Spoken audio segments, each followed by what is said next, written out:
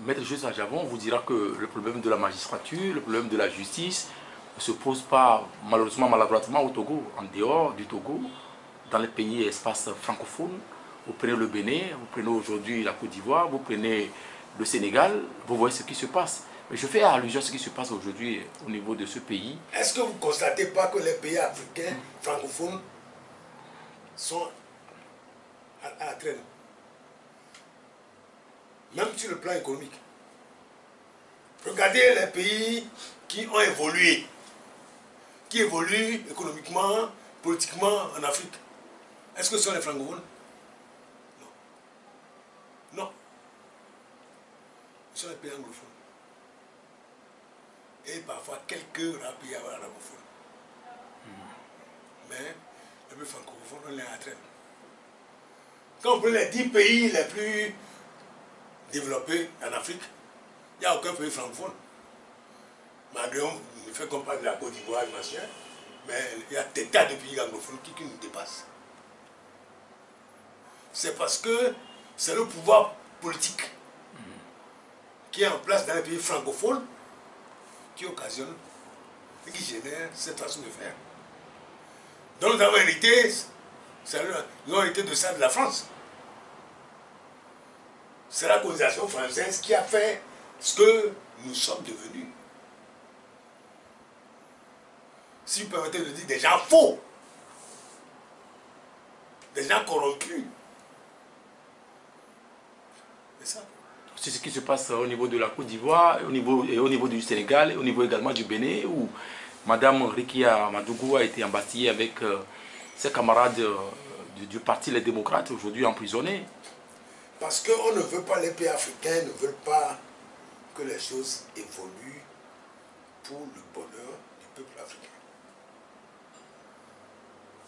On nous a... Les Français nous ont fait de la politique de façon manichéenne. Ou c'est bien ou c'est pas bien. C'est la droite et la gauche. Ah oui? C'est bon à droite, c'est mauvais à gauche. C'est bon à gauche, c'est mauvais à droite. C'est comme ça que les Français ont appris à faire la politique. Et on fait tout pour garder le pouvoir le plus longtemps possible. Mais heureusement que les choses sont telles que c'est difficile que ça se passe comme ça en France, dans la mesure où les institutions qui sont chargées de gérer les élections sont neutres. C'est ce qui donne un... Or, chez nous, les institutions chargées de gérer les élections sont inféodées au pouvoir. Regardez dans quel état francophone il n'y a pas d'inféodation au pouvoir. Regardez, dites-moi. Dites-moi. Fait allusion au Bénin et au Sénégal par Bénin, rapport à la qualité. Sénégal, Guinée, Cameroun, Congo, tout ça. Congo, Kinshasa.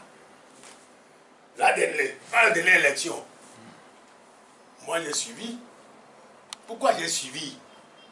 D'abord parce que c'est ma fille aînée qui est du Daïm et même congolaise.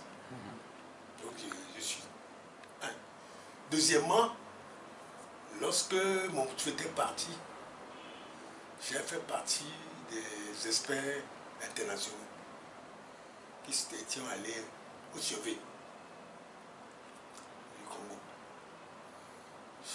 J'ai participé activement à la mise en place des textes des institutions. Et donc je suis. Voilà. On a même voulu me garder pour que je puisse rester dans le système. J'ai dit non. Personnellement, non. Je préfère rester au Togo. Et aller comme expert, aller regarder revenir. Mais lorsqu'il y a eu les élections présidentielles dernières, mais les résultats qui étaient sortis des urnes, moi je le dis, ne sont pas ce qui a été proclamé.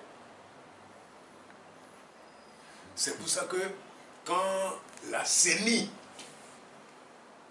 devait annoncer le résultat, tout le monde s'attendait à ce qu'on dise c'est telle personne. Et on a dit c'est elle qui a été élue. Les gens n'en revenaient pas. La Senko n'en revenait pas. Les diplomates qui avaient déjà le résultat n'en revenaient pas. C'est comme ça que ça se passe. Personne n'a pu rien dire. C'est comme ça. Parce que nous n'avons pas d'institutions fortes en Afrique. Non. Surtout dans les pays francophones.